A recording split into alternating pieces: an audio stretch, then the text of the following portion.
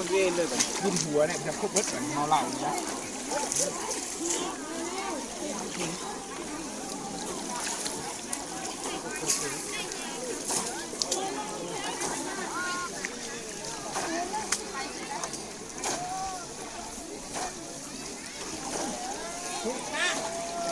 ได้ปะ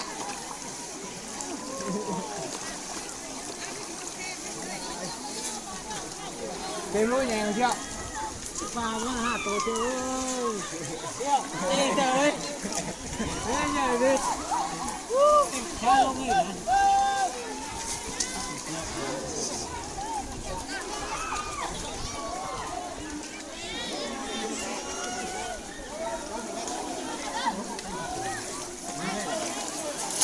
แล้วพวกง่ายขับป่าดีกว่า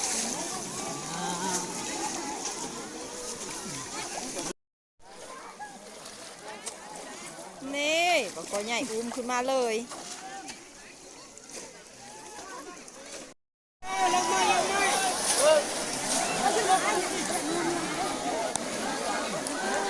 โบยับขึ้นมาลุกไงเขาเฮ็ดถือเขายับมาแห่ถือไปหามันมาไหม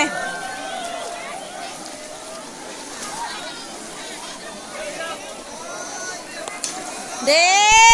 กระดุงข่อยขาดละโบใบปูไม่ได้ปลาเพียงก็ปลาซิวหลายเนาะแห่สมไม่ได้ควงเลยนี่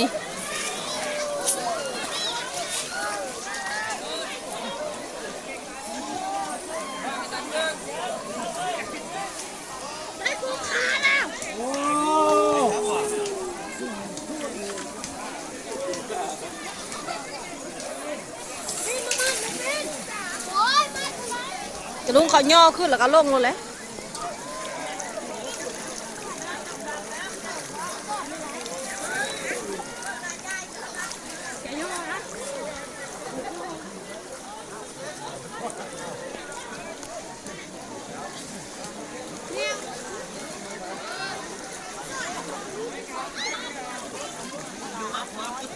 ปลาสิมันลงห้อยตีนี่มดเนาะ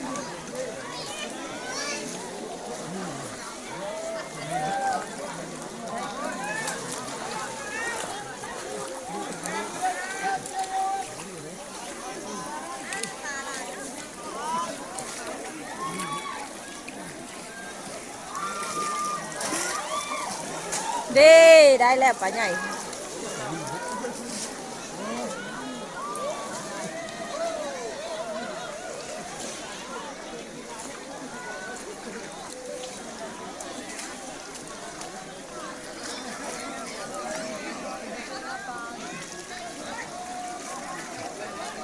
ก่อนยิ้มกันเนาะ